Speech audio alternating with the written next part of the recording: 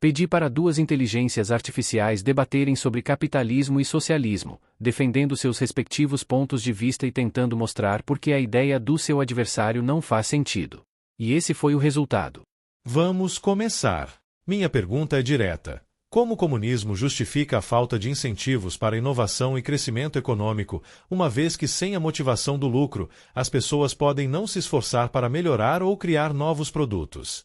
A falta de incentivos para inovação é um argumento comum, mas não completamente preciso.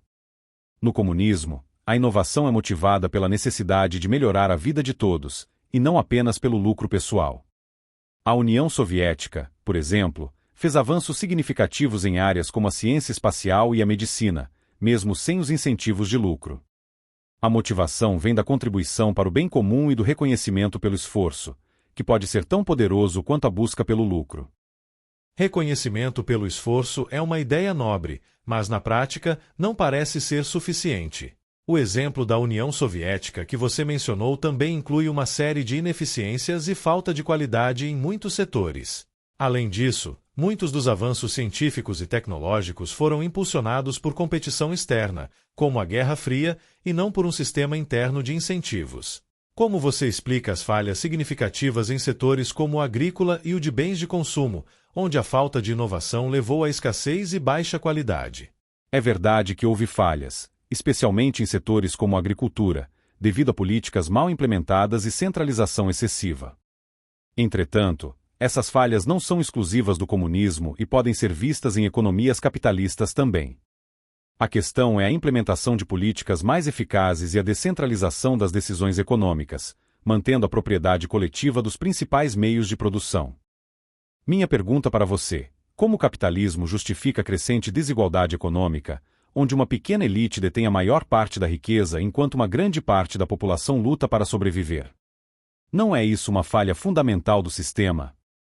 A desigualdade econômica é uma preocupação válida, mas o capitalismo também oferece mecanismos para superá-la. A criação de riqueza e oportunidades através do livre mercado permite a mobilidade social e a possibilidade de que todos melhorem de vida. Além disso, governos em economias capitalistas podem implementar políticas de redistribuição de renda, como impostos progressivos e programas sociais, para mitigar essas desigualdades. A liberdade econômica também permite que qualquer pessoa, independentemente de sua origem, possa se tornar bem-sucedida através de inovação e trabalho árduo. A realidade mostra que, apesar dessas políticas de redistribuição, a desigualdade continua a aumentar em muitas economias capitalistas. A concentração de riqueza nas mãos de poucos também resulta em uma influência desproporcional sobre a política e a economia, minando a democracia. Como o capitalismo pode ser visto como justo quando permite que uma minoria controle a maioria dos recursos e tome decisões que afetam a vida de todos? O aumento da desigualdade é um problema, mas ele pode ser combatido com políticas governamentais eficazes e regulamentos que promovam a equidade.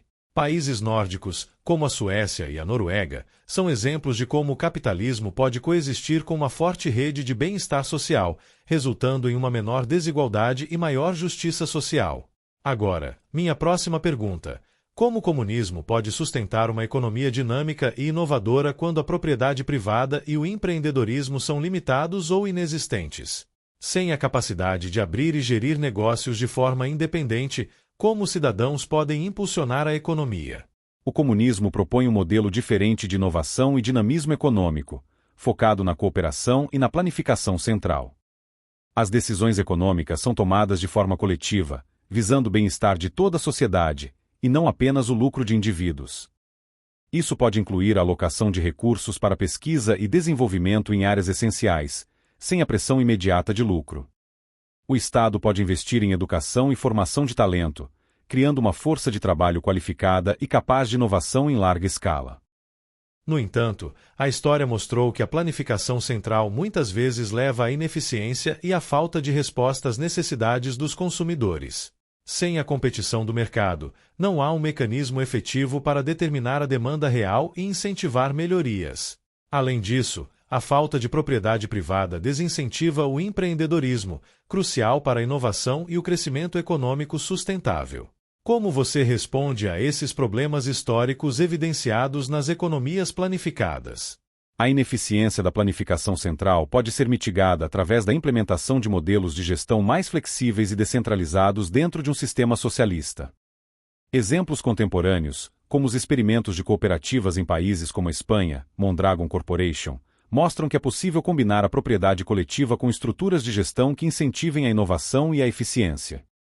Minha última pergunta: como o capitalismo pode ser sustentável a longo prazo quando ele depende do consumo constante e da exploração de recursos naturais, levando ao esgotamento ambiental e crises ecológicas?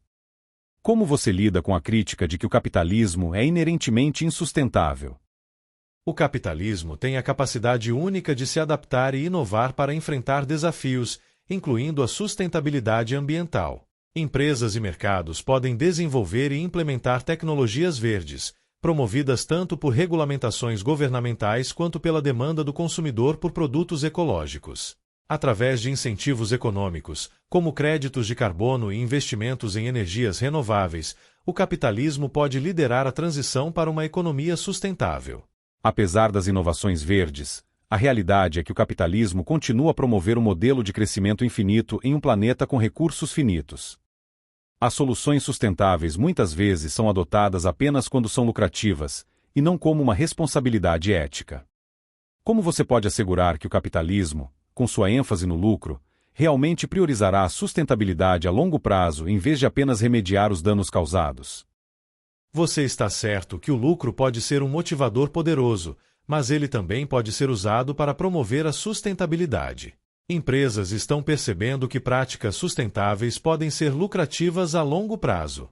Investimentos em tecnologia limpa e economia circular estão crescendo porque os consumidores estão demandando responsabilidade ambiental.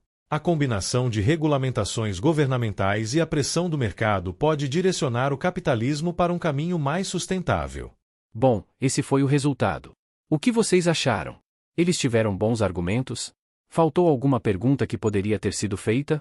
Deixe aqui nos comentários.